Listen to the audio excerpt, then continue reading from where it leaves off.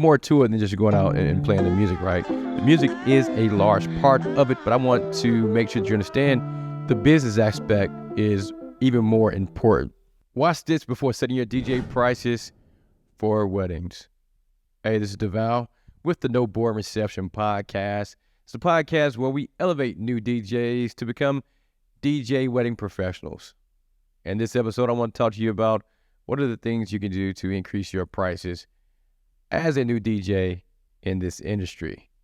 I'm going to talk to you about how I went from charging $500 for my first wedding to over $3,000 for the weddings that we DJ now. So let's get right into it.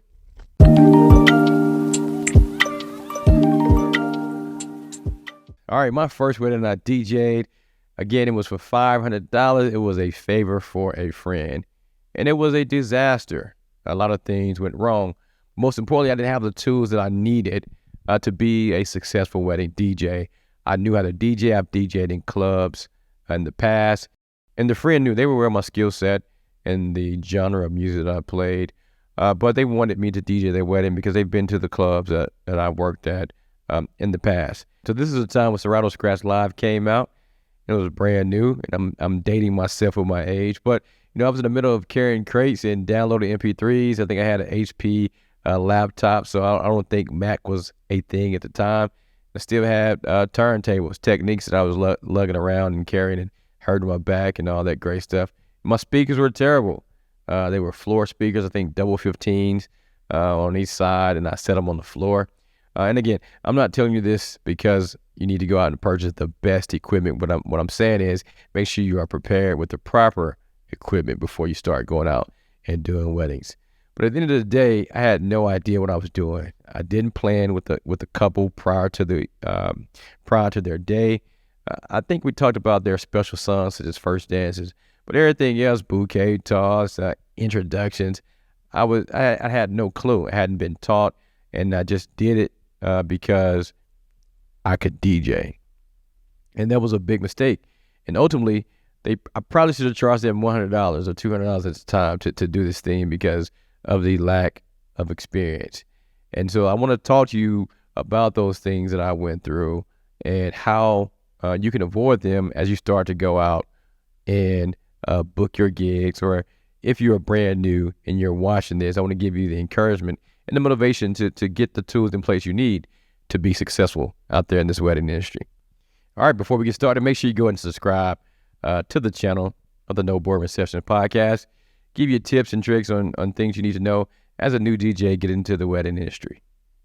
All right, here's number one.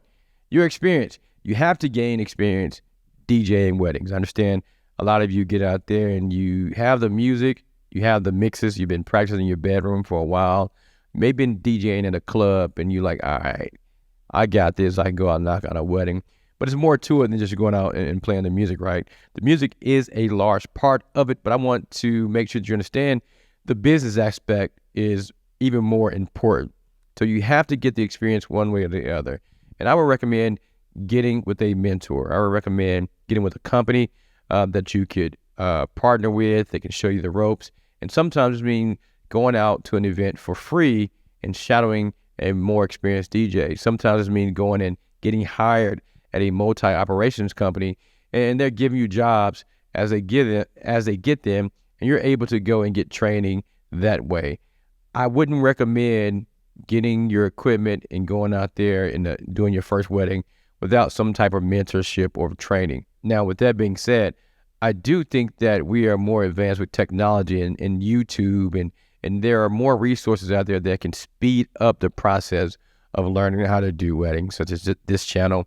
There are a number of other professional YouTube or TikTok or Instagram that you can get valuable lessons from. However, it still doesn't beat the hands-on training. So I think you can expedite your process as far as getting the knowledge you need, but I still do highly recommend you find you someone you can partner with to learn the basics, again, from the business standpoint that you need to know to grow in this business. And that's how you will gain the experience. Second, you need to understand it is important to be professional. How are you treating your clients or potential clients? Are you waiting 5 days before you return their email, before you return their call? Are you putting the effort when you go out and conducting yourself at these events? Are you dressed for the job? Or you showing up in your t-shirts and you performing in a wedding all night with your t-shirts?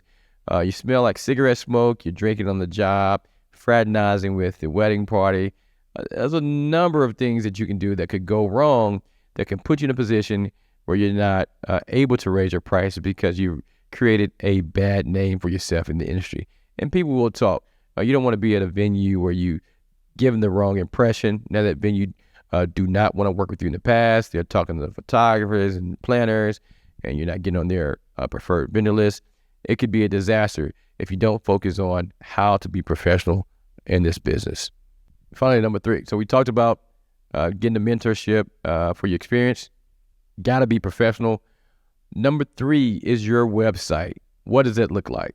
You have to clean it up, fellas and ladies. We have to clean up our website.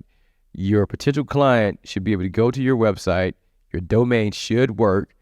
They should be able to go to your website and read and identify exactly what you do for your service in the wedding industry. They shouldn't get mixed messages when they go to your website. It shouldn't be a part talking about your car, the other part talking about DJing. It should be solely for the purpose of being a wedding DJ or being a DJ that provide wedding services along with additional service. It should be plain and clear of what you provide, how they can book, and even list your price. Now, that is a debate in the community. Should I list my prices? My recommendations, go ahead and list the prices. Don't worry about your competitors going to your site and seeing how much you charge. What you want to do, you want to have a streamlined process with that customer. They should be able to go in there, see how much you charge. They see what you can do, click your contact form, and you can start the process. They can pay you online, and they can pay you their deposit before they even meet you. How about that? You don't have to worry about going to a Starbucks, paying for coffee, going through a PowerPoint with someone that may not even book. How about we start booking them directly from our website? And so we'll talk about that in future episodes, how to clean that up. How can I get bookings directly from my website without having to spend money on coffee at your local coffee shop to woo potential clients? We're DJs. Most of us are not salesmen. So we have to learn these tools that will help us book our clients, the clients that we want, in the most efficient way. So, new DJs, get you a mentor so you can get that experience. Learn how to be professional. Clean that website up.